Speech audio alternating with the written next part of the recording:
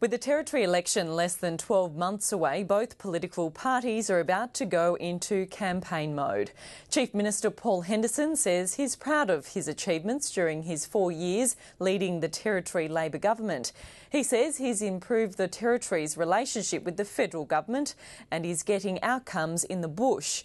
I spoke to the Chief Minister Paul Henderson earlier.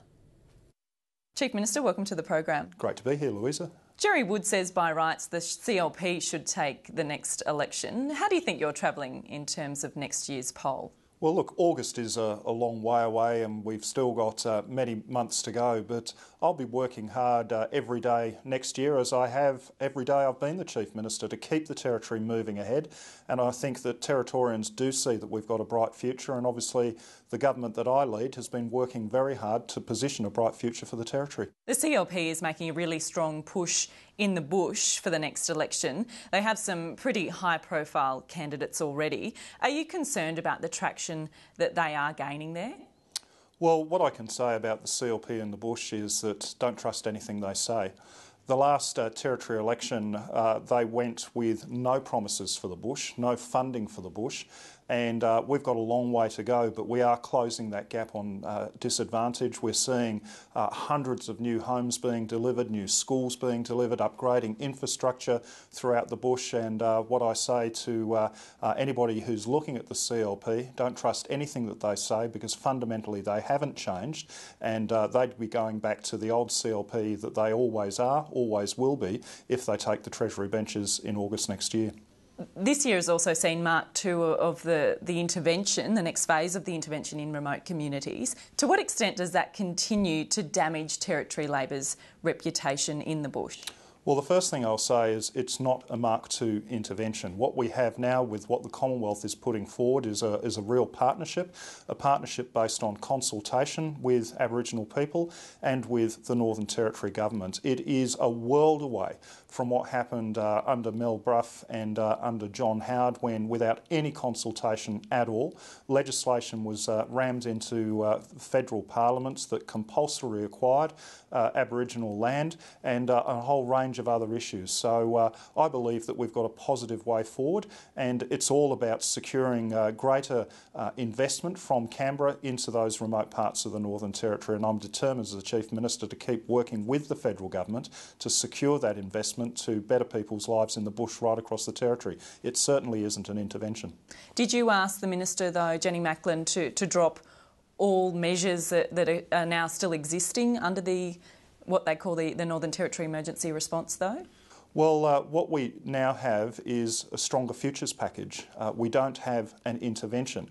What we do have are a package of measures that by and large are supported by Indigenous people. In terms of income quarantining, for example, all of the tests now apply in terms of anti-discrimination. There is no compulsory acquisition of Aboriginal land anymore. We've made a historic decision with the Australian government to pay fair prices for leases for public assets on Aboriginal land. So this is about a partnership going forward and a recognition by the Commonwealth that they do need to lift the bar in terms of their effort in the Northern Territory, given the state of disadvantage that affects Aboriginal people here in the Territory.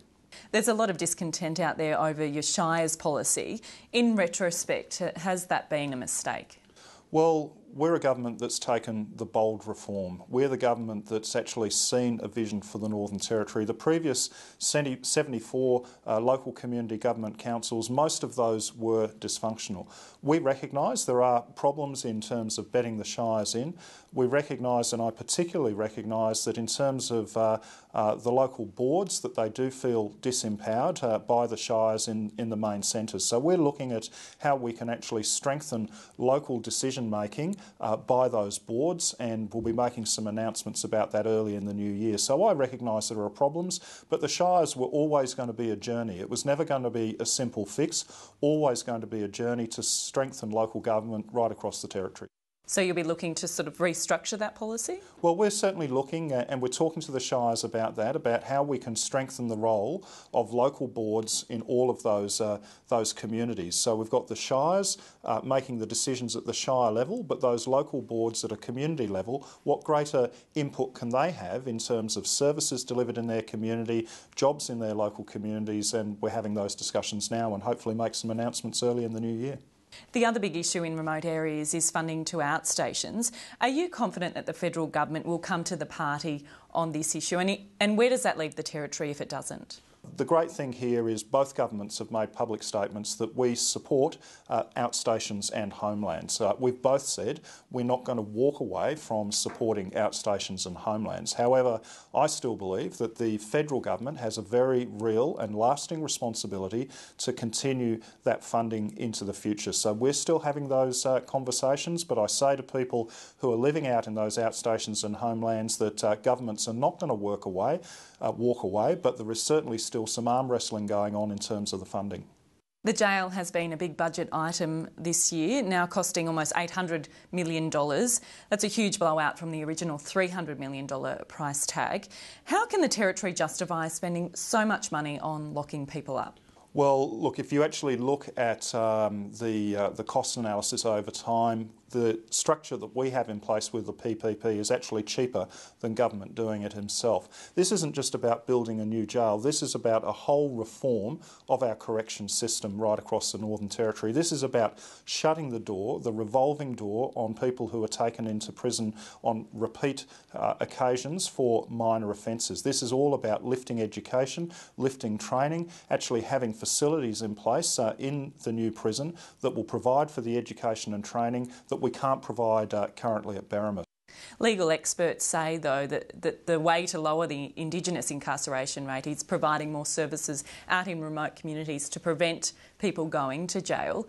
Why wouldn't you invest more in that area? I mean, $800 million is a significant amount of money. Well, our current jail is bursting at the seams and needs a substantial upgrade. So it would cost more to upgrade and expand Berrima than it would to build the new facility. So I want to make that very clear. This isn't a case of you can't just not build the new facility. If we didn't build the new facility, we would have to spend even more upgrading and expanding the existing facility at Berrima. But I agree, keeping people out of prison is absolutely the #1 priority. So it's improving education outcomes, improving employment opportunities for Indigenous people. That's why we do have our Working Futures policy, why we are investing in our 20 towns, investing in programs like the Clontarf Football Academies. It's now less than 12 months till the election. You went to the last election early over security, over INPEX. We are yet to see that final investment decision about that project. Will INPEX be a factor in the campaign this time round? Well, the INPEX final investment decision will be done and dusted by August next year. I'm very confident of that. And what I will be going to the election next year is with a big, bold vision and a bright vision for the future of the Northern Territory. We've had a very busy year this year, and fundamentally you'd rather be here than anywhere else in Australia at the moment. I'm doing a round of end-of-year Christmas concerts in schools throughout Darwin and Alice Springs next week, and I look out at those kids and see the future that they've got here in the Northern Territory.